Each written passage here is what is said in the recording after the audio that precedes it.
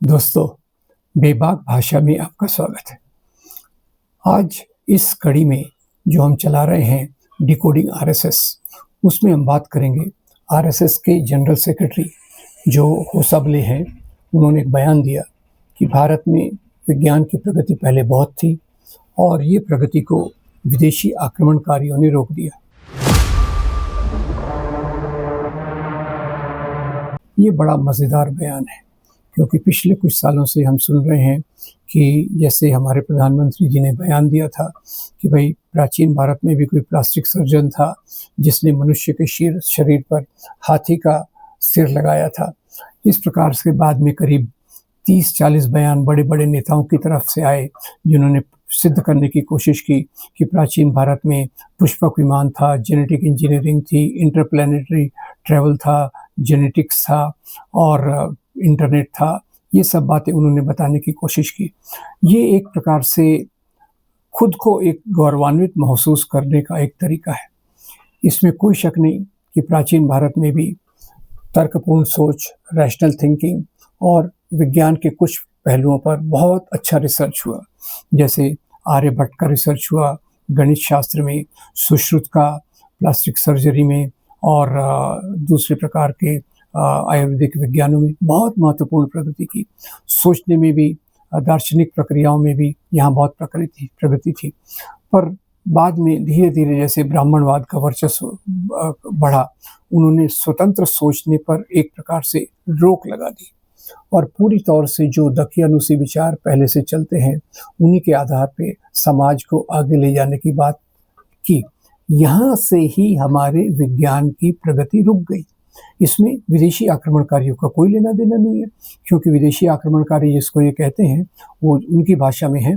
जो भी आक्रमणकारी आए उत्तर से, खास तौर से उत्तर पश्चिम से आए, वो मुसलमान थे। बाद में वो तो यहीं के होके रह गए और उन्होंने यहाँ के सिस्टम में किसी प्रकार का बदलाव नहीं किया।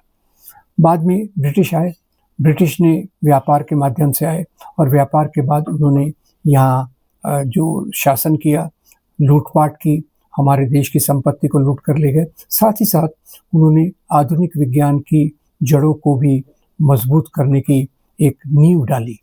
अब जहाँ भी तर्कपूर्ण सोच आता है, लिबरल थॉट आते हैं, वही विज्ञान की प्रगति होती है।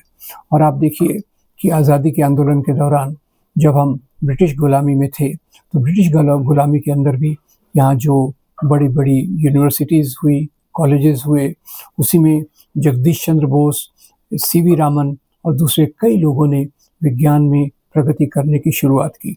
तो विदेशी आक्रमणकारी से इनका मतलब ज़्यादातर मुसलमान रहता है, क्योंकि अंग्रेज़ शासन से तो इनको किसी प्रकार का कोई विरोध ना रहा है और ना उन्होंने इसके खिलाफ किसी प्रकार की बात की।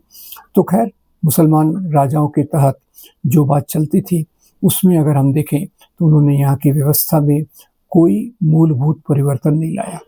उलट मैं कहूँ तो कुछ राजा थे जिन्होंने इस प्रगति की तरफ ध्यान भी दिया। जैसे मैसूर में टीपू सुल्तान, उन्होंने रॉकेट टेक्नोलॉजी में शुरुआती पहल की, जिसका उल्लेख बाद में एपीजे अब्दुल कलाम ने भी अपनी बातों में रखा।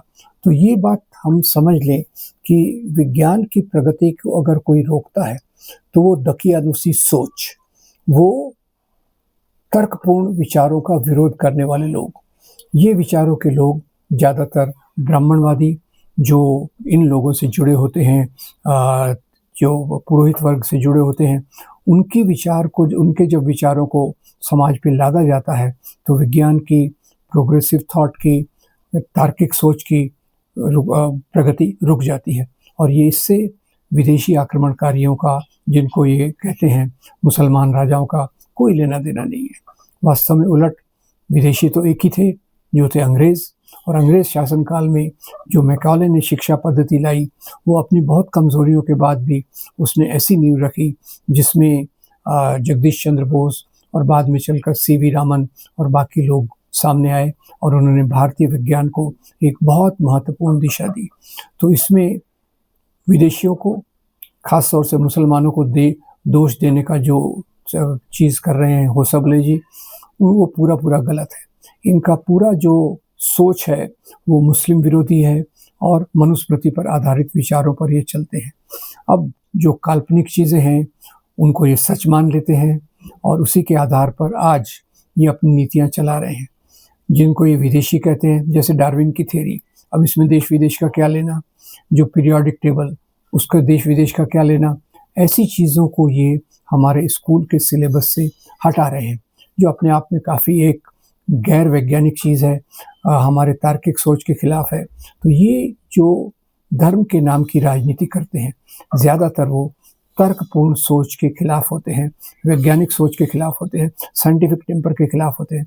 और जो आज़ादी के बाद हमारा समाज चला, उसमें जवाहरलाल नेहरू ने साइंटिफिक टेम्पर, वैज्ञानिक सोच पर बहुत महत्वपूर्ण जोर दिया और ऐसे बहुत सारे विचारक थे जिन्होंने इसी आधार पे भारत के विकास की नींव रखी। और ये नींव में कुछ पत्थर पहले डले हुए थे, इसमें भी हमें इनकार नहीं करना चाहिए था, और ये पत्थर अंग्रेज़ों के राज में ब्रिटिश शासन ने डाले थे। तो होसबले जी फिर से एक उस दिशा में हमको भटकाना चाहते हैं। प्राचीन भारत में सब कुछ था, प्राचीन भारत बहुत महान था, बिल्कुल महान था, कई अच्छी चीज़ें थी, पर ब्राह्मणवाद ने आके इसकी प्रगति की दिशा को बड़े तरीके से रोक दिया। उसको छुपाने के लिए होसबले जी इस प्रकार के बयान दे रहे हैं। और आरएसएस की यही विचारधारा है कि जो भी यहाँ के पूरा ज्ञान यहाँ के पुराने ग्रंथों में है और चीज़ों में है, ये इसको सोचना ये दकियानुसी है और समाज को पीछे ढकेलना है। हमें तार्किक सोच पर ध्यान देना चाहिए। चारवाक से शुरू होकर चारवाक, गौतम बुद्ध, कबीर, ये सब लोग दार्शनिक लेवल पर, दार्शनिक धरातल पर तार्किक सोच को ही महत्व देते थे। और तार्किक सोच के आधार पे ही एक तरफ विज्ञान की प्रगति होती है और दूसरी तरफ समाज में बराबरी के लिए बदलाव आता है। तो उस सोच को दबाने की कोशिश जो आरएसएस कर रहा है वो हमारे समाज को पीछे ढकेलेगा और इसका हमें पूरा विरोध करके तार्किक सोच, साइंटिफिक थिंकिंग को सामने लाने की कोशिश करना चाहिए। आपका बहुत धन्यवाद। अगर आपको ये वीडियो अच्छा लगे तो हमारे चैनल को ज़रूर सब्सक्राइब कीजिए और उसी के साथ चैनल को सब्सक्राइब करने के साथ ये हमारे वीडियो को फॉरवर्ड कीजिए और लाइक कीजिए। Thank you very much.